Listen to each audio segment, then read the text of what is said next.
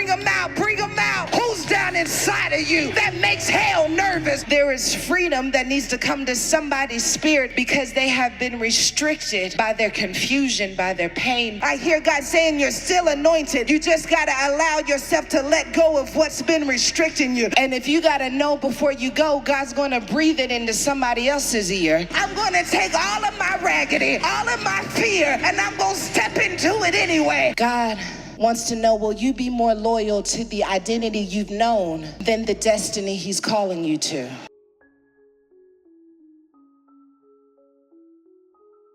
As a Jewish man, Peter had certain stipulations on how he eats food, on how animals are treated, and yet God gives him this vision that goes up against the identity that he has held on to. God wants to know, will you be more loyal to the identity you've known than the destiny he's calling you to? I've only known myself one way. I've only seen myself one way. But God, you're showing me something that will require me to abandon what I have held as my identity. I don't know who's in this room, but I hear God saying that if you would let yourself go, you could receive what God really has for you. If you would let yourself go, you could receive what God has already always known about who you are. And Peter is going to have to be willing to let himself go. God is calling Peter into forbidden territory. Because the way that it is presented to Peter, it shows us how God allows us to not just receive insight, but to understand his timing. Because in this text, at the same time that Peter is receiving a revelation that will require him to move into forbidden territory, there's also a need being risen up for Peter to meet. There are going to be some people in this room who start moving into forbidden territory. I mean, the kind of territory that the enemy said your feet could never be on. The kind of territory where you say, people in my family say we don't do things like that. But God has given someone permission to move into some forbidden territory. I'm giving you permission to move in the industry in a different way. I'm giving you permission to change the way things have always been done. God says, I don't want you to talk about what you do and do not do it any longer. I want you to start laying hold of the liberty and the freedom that says that when I grace you and I anoint you, there is nothing forbidden. I want to rebuke every trick and lie of the enemy that has made you believe that there is a limit to who you can become. I hear God saying there is no limit. There is some forbidden territory that has kept your family from experiencing breakthrough. There is some forbidden territory that has changed the way you show up in the world. And I hear God saying that if you dare to take one step, you're going to do it with me backing you up. That if you take one step away from the identity that everyone else has known, you will break up the culture of your family. I don't know about you, but I am not here to keep status quo. I am here to go into some forbidden territory for the kingdom of God. I won't give up. I won't back down. If I got a vision for it, it's because I'm anointed for it. And if I'm anointed for it, there is no devil in hell that can come up against what God has placed in my spirit. Break out of the way that you think. Break out of the way that you speak. I know I haven't been speaking like that, but I'm speaking differently because there's a language connected to the territory. I know I haven't been moving like that, but I'm moving differently because there's a different way that they move in forbidden territory. So if you tell me it's forbidden, but God tells me to walk through it, I'm going to take all of my raggedy, all of my inadequacy, all of my fear, and I'm going to step into it anyway. God tells Peter,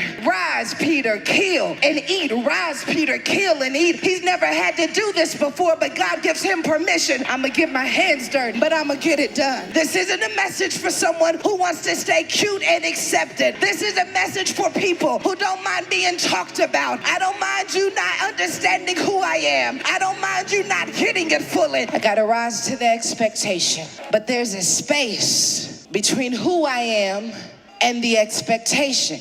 Unless I'm willing to rise up, hardest thing we can do is rise up again. God just deflated. God, I've already stretched too far. I've already risen beyond. I'm tired. Peter has already risen up, killed, and ate. In order for him to be in the position that he's in, he had to overcome his own doubt. He had to overcome his own betrayals. He had to overcome his own mess ups and mistakes. And yet he already rose up. But Jesus still says, I still got more rising for you to do. I don't know who you are, but somebody's in the latter years of your life and you think that your killing days are over. And I want you to understand understand that if you are alive still, that there is still something that you were called to kill. I hear God saying, you think the time is running out because of your age. No, the time on grace is not running out for you. I need you to understand that your faith is running out, not your time. If you would dare to rise up like there's an overflow of God's anointing down on the inside of you, that you would stop looking at the clock and start looking for the prey.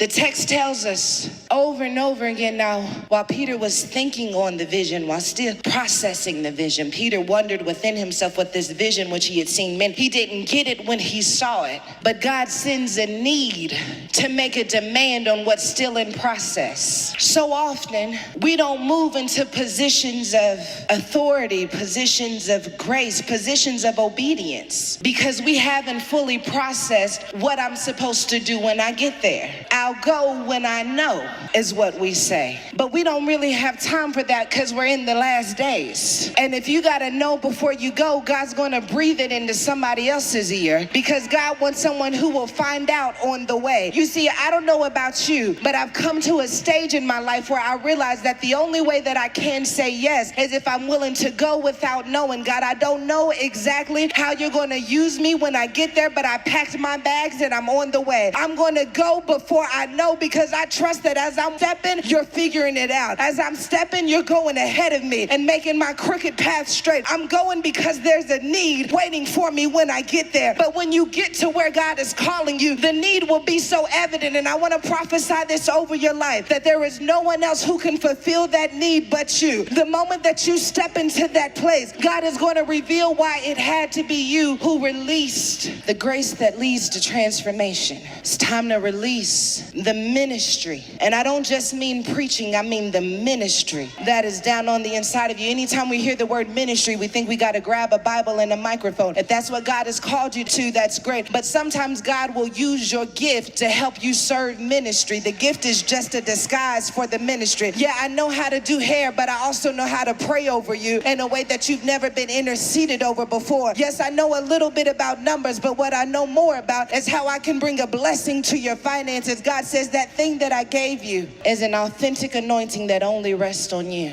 That's why the confusion is so strong, it's trying to keep you stagnant. That's why the pain is so great, it's trying to make you quit. Because if you ever fulfill that need, it'll change the world. If Peter decides to stay stuck, then the word of Jesus never gets to the Gentiles. But if he says, I may not understand it, but I'm going to move anyway. But I hear God saying that there is freedom that needs to come to somebody's heart. There is freedom that needs to come to somebody's spirit, because they have been restricted by their confusion, by their pain, by their grief. It's restricting the flow. That's why you can't get breakthrough. That's why you can't get power, because you're hanging on so tight to that grief. You're hanging on so tight to that pain. You're hanging on so tight to that disappointment that it's restricting the flow of God. And it felt good at first because you thought you were protecting yourself, and it felt like wisdom, and it felt like the only way you could be safe. But I hear God saying you're holding on to it so tight. But if you would release your hold on it, it could release the oil to flow. And all you need to see is that the oil can still flow through you. I hear God saying you're still anointed. You just got to allow yourself to let go of what's been restricting you. I know you're upset, but you're letting the upset control you. I know you're disappointed, but the disappointment is controlling your dreams. It's controlling your speech. It's controlling the way that you have vision again. And I hear God saying, I want to give you back the freedom to create. I want to give you back the freedom to have power. I don't know who told you that you having power wasn't good. I don't know who told you that you weren't good enough. You weren't qualified, that you didn't have what it takes. But I hear God saying that that was a trick of the enemy to keep you out of position. And I hear God saying that if you would allow the flow to hit you again, that I'll show you how to use that power. I'll show you how to use that gift. You may have abused it in the past, but that's all right. I'm going to show you how to rise, kill, and eat from my glory. Peter is confused that God would tell him to rise, kill, and eat, because it goes against everything that Jewish custom stands for. But when Jesus gives this declaration to Peter, he's calling on a version of Peter that was once rebuked. Right before Jesus was headed to the cross, there was a soldier that came for Jesus. And without command, Peter rose, got ready to kill so that they could keep eating. But he was rebuked in that moment because it was going up against the will of God. But when he calls on this version of him in this text, he's giving him permission to be all of who he is for the glory of what God wants to do now. I don't know what you had to shut down because it didn't work in God's will at the time, but I hear God saying shut down doesn't mean throw it away. That I'm about to make a demand on the very thing that they weren't ready for yet, but I'm ready for you now. I'm ready for all that I put down on the inside of you. You can bring it out now. Bring them out. Bring them out. Who's down inside of you that makes hell nervous? The kingdom needs it because the news would make you believe we are outnumbered. But one can chase 1,000 and two can chase 10,000. Don't let the numbers fool you. Peter says, I can be loyal to what I know, or I can be an accomplice to glory. And so he goes. The Spirit tells him when he goes, he says, I'm sending someone for you. Go with them. He says, go with them doubting nothing. Don't doubt you. Don't doubt them. Don't doubt the environment. There's a difference between not doubting versus fully trusting. I don't have to fully trust you to have no doubt that God's going to use you for the mission that he's laid out for my life. You see, sometimes we think that I have to fully trust someone in order for God to use them to manifest the destiny that's down on the inside of me. But even those who you could not fully trust did you a favor because they revealed what was possible for you to overcome because you decided to have no doubt that all things could work together. I may not trust you, but I don't have any doubt that God can even use you for the benefit of my good. I may not trust exactly where this will land, but I have no doubt that God's going to use it. And the Spirit tells him, go, doubting nothing, for I have sent them.